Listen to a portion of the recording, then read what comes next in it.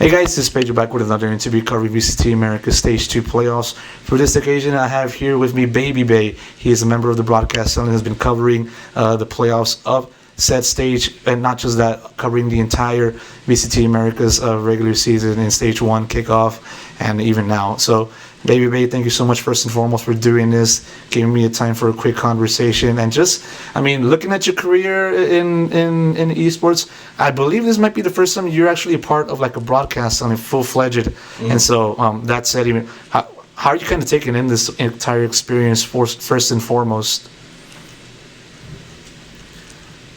Yeah, so it is my first time, doing this, full time. I would say as like an actual job. I've been invited on, desks before and done interviews in Overwatch League, and also for VCT. I've done Game Changer stuff as well in the past, and I feel like Riot's always been trying to get me to, make this transition and whatnot. And it's been awesome, honestly. I just, I had the option to play Tier 2 for TSM and, maybe some other teams as well, but I kind of just wanted to try something new and see if I would be, good at casting, because, there's a lot of people that would always tell me, like Golden Boy and even like Uber, Sideshow, and Brendan, like your personality's great, or you're great in interviews, you'd probably be good on the desk, for stuff like that as an analyst. As a caster, I never would have thought that I would have this opportunity though, which is pretty dope. Yep. So sorry, bro.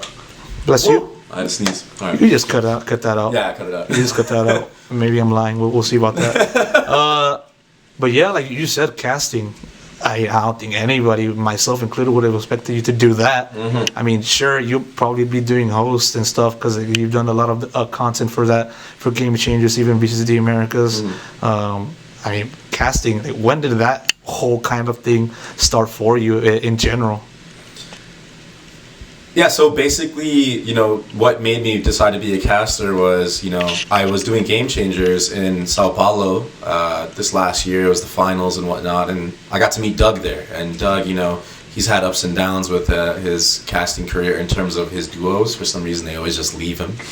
And it's not because of him, it's, IRL stuff. So he told me basically, we kicked it off at that event, and we realized we have a lot of similarities. Like, we like the same things. We like good food. We like to, have a nice drink at nice lounges. We like this type of stuff, and we bonded over that.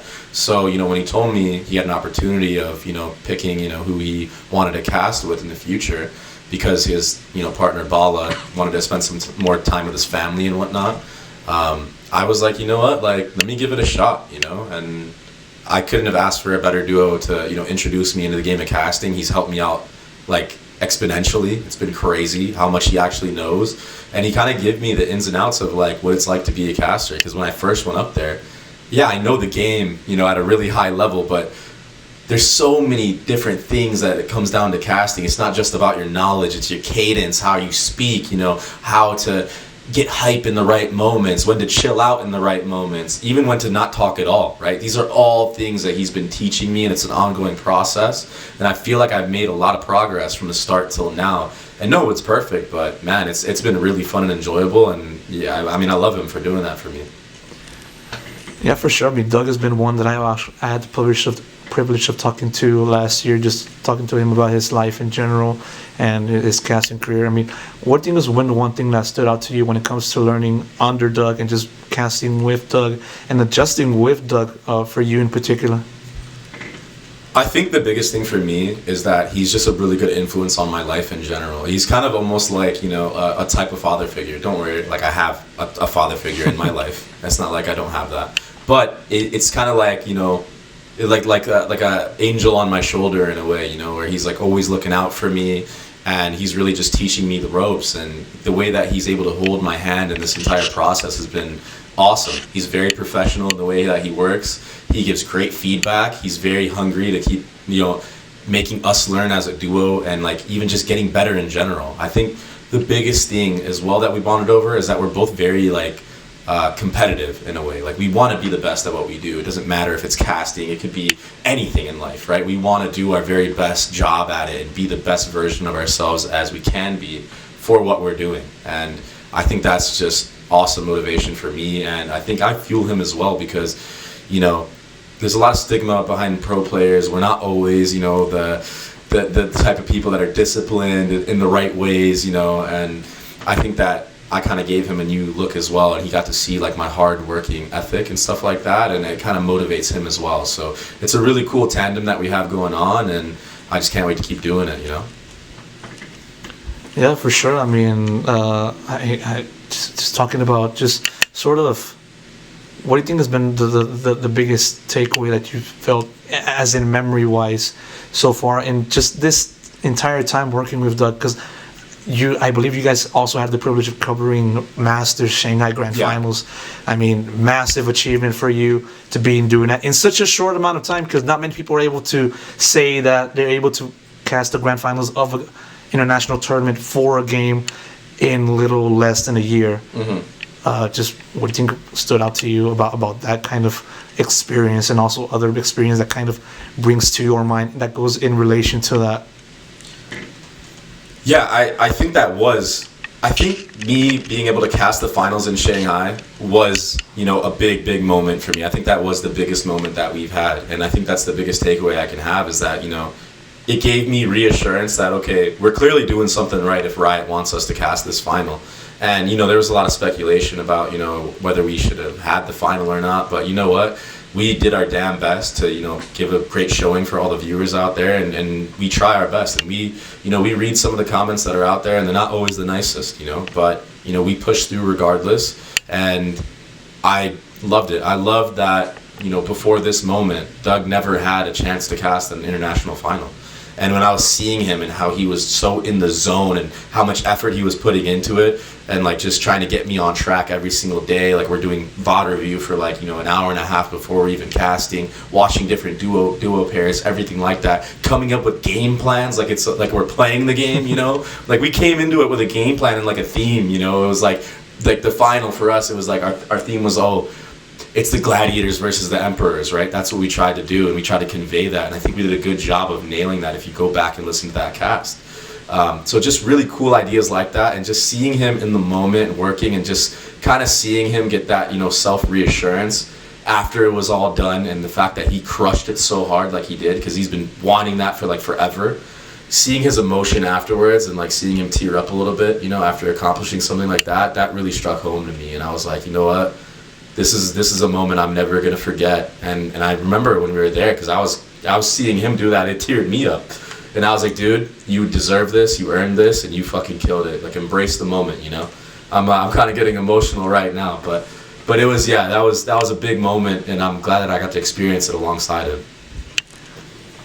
I want to ask out of curiosity, given what I said, you know, in the lead up to my last question, did you kind of had this feeling of like, oh shit, I'm going too fast? Like, this is supposed to be like this? Like, did that thought ever struck your mind? It's definitely something that's in the back of your head, right? It's, you know, like you said, I don't think any other caster has made this transition and casted the finals this quick. It's been a quick turnaround. That being said, though, I know how hard I work, and I know how much I've tried to improve on my stuff, and I feel like I did it justice. You know what I mean? I feel like I went out there and I really did give it my all, and I tried my damn best to be a phenomenal caster in that moment, in that final. You know, I really tried to give a final level performance on there. And it was a great experience too, because it was so different than anything like I've ever been at before. Even doing like the group stages and everything, having a new headset, new mixer, all this stuff. In the beginning of that tournament, if you watch some of those games, you can tell I was a little bit uncomfortable. But as the tournament went on, I think you could literally see my progression and me getting more and more comfortable and me kind of finding my voice. I realized when I was there for the first, you know, probably half of the tournament, or maybe the first week of it, I was still trying to figure out like how to get hype in these moments, you know. It's a lot easier when you're here in the NAVCT because you get to play off the crowd, but when you're international, not on home soil, right? It's the Chinese casters that are being played throughout the venue. So now I'm hearing the Chinese casters as I'm casting, and it's all these little intricate things that change the game, and it just feels a little bit different.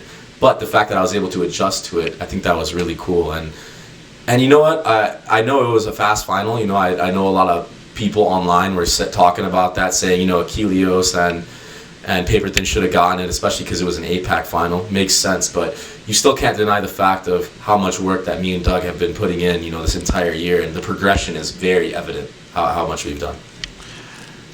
in my opinion, I feel like the sort of identity, quote unquote, of this casting duo between yourself and Doug is one in which Doug is the energetic one. Doug is the one that hypes up and stuff. But for you, I feel like you're the more mellow type, just kind of taking things one step at a time, explaining to the crowd, how such and such is happening and why it's happening like that. But also, you kind of have your own flair into it when it comes to you doing those hyped up moments. That said, how do you kind of look at the identity of this casting duo? And that said, how do you kind of describe your casting duo identity with Doug?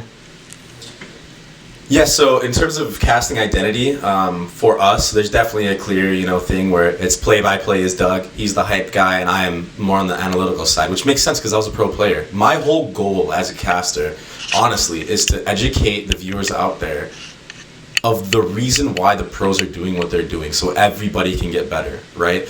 The more people I'm able to convey strategy to and why these players are doing what they're doing, why the teams are doing what they're doing, why the game plan is the way that it is according to the situation, according to the teams they're playing against, is so we can all get better at this game because we all love Valorant and I want everybody to get better and understand why these players are doing this so they can actually, grasp, wow, this team is actually so good and it's because of this. Whereas, I feel like in general, a lot of, the Twitch community, a lot of Reddit, a lot of everybody, they don't understand the intricacies that go into everything that's going on. And you can really get down to the nitty gritty. And, I'm seeing these comments saying like, oh, like now I'm able to see this because you explained it a week ago. Like I'm able to see these certain things that I wasn't able to see before. It's like a new appreciation for what the pros are doing, And me being a pro player, I'm trying to convey how much goes into being a pro, And I'm trying to do that in a way where I'm educating the fans and also being entertaining. The thing that I was struggling with when I first switched over was, and then this is what I mean by finding my voice, was when those hype moments do come, trying to match the energy of Doug, but then also reeling it back into that explanation of, hey, this is what's going on in the game and this is why the teams are doing it. This is why they reacted this type of way. So I can educate but also entertain all the viewers out there. That's my number one goal because I know that, the comments for even the pro players, they're going to appreciate it as well, understanding that that's what's going on. Yeah, interesting that had a little bit of interruption there. Just interesting on just how you kind of keep bringing up your past as a pro player. I want to ask you, like, exactly how much do you kind of take away from those old pro player days and the many games that you've been taking a part of, which is, I believe, up to my knowledge, you can correct me if I'm wrong, you can correct me if I'm wrong in the list I'm going to provide: Crossfire, Valorant, Overwatch, CS. Exactly how much do you kind of take away from those pro player days for your current occupation within the broadcasting side? Yeah, so my entire career, I've been a pro in multiple games. If for a lot of the fans that follow me, they know that. But for those that don't, I started in Halo. Growing up as a kid, I wasn't pro in Halo, but I was semi-pro. I used to compete at MLG events when I was literally probably a baby, And then I made the transition to Crossfire, and Crossfire is where everything kind of kicked off for me. And I went to international lands when I was 15 for it. Played Crossfire till I was about like 19, 20. Played a little bit CS. I was never pro in CS or semi-pro. Didn't get VAC banned, by the way. Just for all those that know that, there's a lot of controversy. I did cheat in CS. Everybody knows this in the past. I worked very hard in Overwatch to break that stigma as well. So I was a pro in Overwatch, and then I made the transition to Valorant.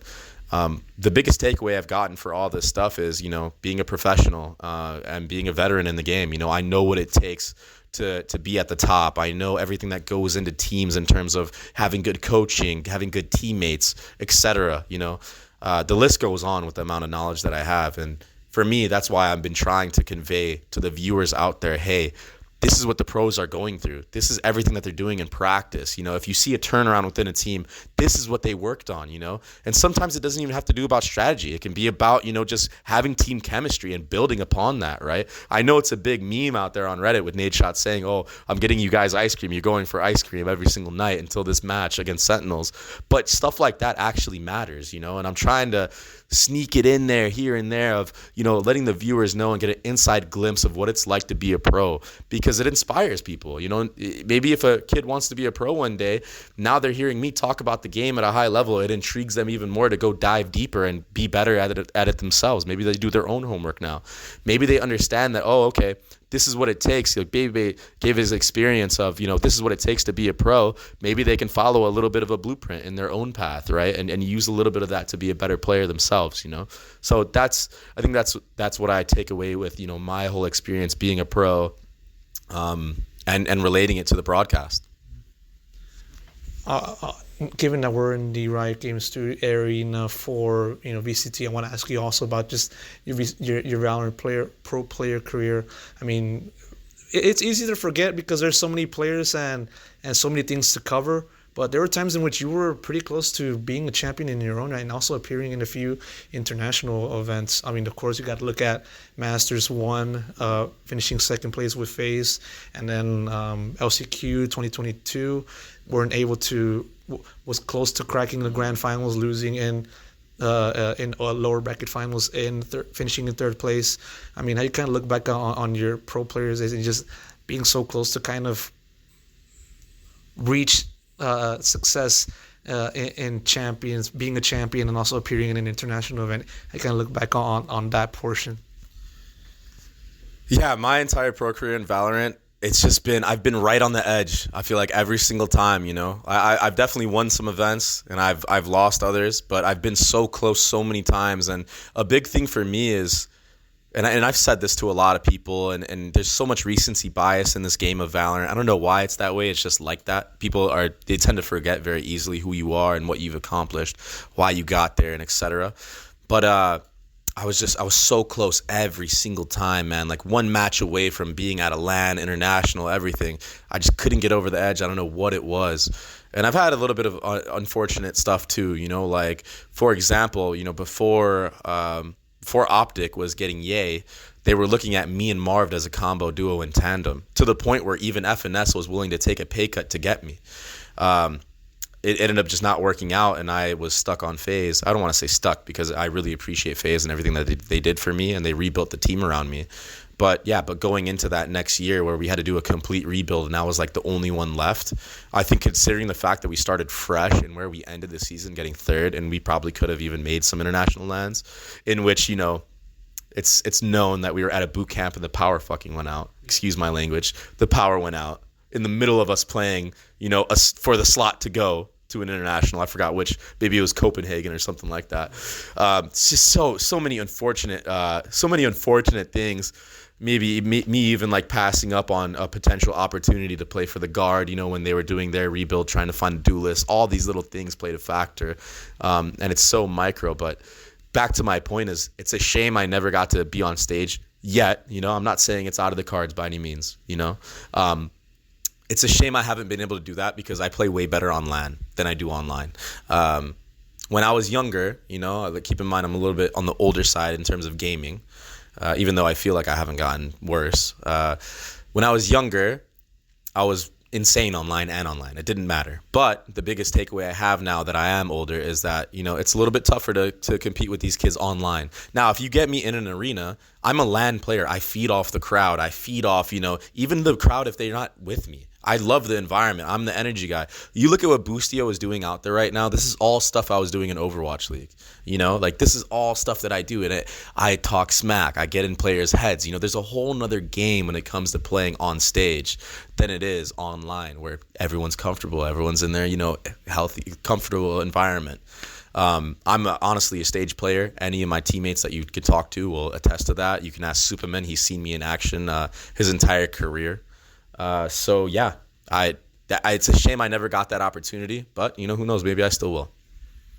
Same point that you brought up about Boostio. I mean, we even had a little bit of a chat about that before the start of the recording. I mean, is it fair to say that he's like the younger version of you? Is that fair to say, or do you have like another person in mind that kind of fits that bill? No, I totally think that Boostio is a representation of me when I was in Overwatch. I don't know if it's because, he grew up, watching me play on that stage and, he's doing that. Obviously, it's not that. He's his own person, of course, and he's that guy. But you could definitely tell that there's some similarities. Like, I totally see myself in him, when it comes to how he is with his team, how he's a big leader in the team, how he's like that. Everyone talks about vibe merchant, but it's an actual thing. He keeps the mentals in check. I'll say one thing, though. He's an IGL. I was an IGL I would IGL a little bit in Overwatch, but it's not nearly as in-depth. So I have immense respect for Boostio in terms of the fact that he can IGL in Valorant, because it's not an easy thing to do. There's so many things that go into IGLing in a game like Valorant. You have to think about conditioning. You can go on forever when it comes to IGLing in this game. But yeah, definitely the closest player to me that I see on these stages has got to be Boostio. And then the second one I would say is when I was up and coming in Crossfire, when I was a young kid, like 17, 18, is probably Bang. The way that he plays the game of Valorant now, it just totally reminds me of me in Crossfire. Like, and even the way that he acts now, he's getting his own like type of confidence now too. If you watch his interviews and stuff like that, he's getting like a little bit of an ego, but a good one. It's not like a disrespectful bad one. It's coming from a good place. So I think those two players are players that I would say I see myself in. Very interesting people that you brought up. Going back into a little bit of something that you mentioned a little bit. I guess I was planning on saying on asking you this later on down the line, but you said you still have thoughts about being a pro player. Is the fire still there? Do you feel like you want to go back to it next year, perhaps? Yeah, I mean, I am a competitor at heart. So if an opportunity were to arise where it's VCT, I would love to be able to compete on that stage and give it a run and do my best and even develop younger players as well that are on my team. I don't need to be the main duelist, but I know I can bring a lot of value to a lot of teams in VCT that I'm watching. And I think now the fact that I've been able to kind of show my game knowledge and game IQ, I think a lot of people before were looking at me as like, oh, he's just all aim, no brain. I think the fact that now people realize that there was a method to the madness, I think that a lot more players, a lot more coaches, a lot more people in the community respect me at a higher level in terms of the game. They understand that I know what I'm talking about. They understand that I'm probably, I depict everything in a very good way. So, yeah, I'm not going to say it's off the cards at all. Like, I'd be definitely down to see what's up. I wish there was a world in which I could do both. I was trying to play challengers this year while casting, but it just didn't work out. Maybe I should have pressed for it harder. I didn't see a world in which I couldn't have done both. So, maybe even next year, let's say I don't even get a franchise, or it's not franchise. Let's say I don't get a partnership opportunity for VCT. It would be dope for me to be able to play challengers while I'm casting, because I don't see a problem in it. And I don't think that the schedules actually overlap as much as, Riot Games thinks it does. For sure. A few more questions before I wrap it up. More so just now, as given the fact of all the things that we've been talking about so far, your career, your aspirations in the past, the present, maybe a little bit into the future, what do you kind of look at as your goal for next year, probably in the future overall? My goal for next year is, as a player, as a caster, whatever it may be, is to just keep educating, the youth at this game, and hopefully setting up a good blueprint for everybody to follow, to try to strive to be a pro. I'm not saying, drop everything that you're doing and just try to go all gung-ho on being a pro, but I've learned a huge mass amount of knowledge in my years of playing pro, and being around other casters, being around other pros, being around other teams, management, so many different organizations I've been under. And yeah, I have a lot of knowledge that I want to give out to the world and develop either young players or whoever in the future. So whether that means I'm on a team with some young kids that are there that I can, kind of mold and shape them and kind of teach them the ropes of how to be a professional and how to be a champion, or whether that's me being a caster and educating people consistently through entertainment as well, that is my major goal. And of course, don't get me wrong. Let's say I'm a player. I want to win. I want to win. I've always been competitive. Played hockey my whole life. That's why I got into this stuff in the first place. And even as a caster, man, I would still want to just improve like crazy and strive to cast a final one day, like the world champion, like champions final. Like that would be so insane. Like, if that's the route I decide to go, if that's where life takes me. So yeah, that's what I want to do. If I'm a player, I want to win a championship. If I'm a caster, I want to be able to cast, champions. Cast the championship, So that is the goal no matter what. Don't get it twisted. But I understand, it takes time. It's one day at a time, one step at a time. And yeah, I think just because I'm an older player doesn't mean that I'm not a weaker player, I would say. There's more than, one way to do things in a game like Valorant. And it's not all just, having fast reaction time. Sometimes having fast reaction time works against you. For sure. Whatever else that you may pursue in the future, I would say you're definitely on a good path towards success, be it in front or behind the camera. Babybay, really do appreciate you taking the time during this quick conversation today. Like I said before at the start of the conversation. Got no more questions? Do you got any final words to say? Thank you. Thanks for reaching out. This interview was great. I'm glad that, we took the time to do this. And, for all the fans out there, keep supporting. And I love you guys as always. And, hopefully I can just keep educating everybody as a caster and even as a player. I'll be streaming and whatnot. You guys know where to find me. babybay. You can Google it, whatever you want to do. But yeah, thank you guys so much. Without you guys, without all the viewers out there, everybody that's watching these events and whatnot, we would really have nothing, So you guys make our dreams a reality. Thank you very much. Thank you so much, Babybay.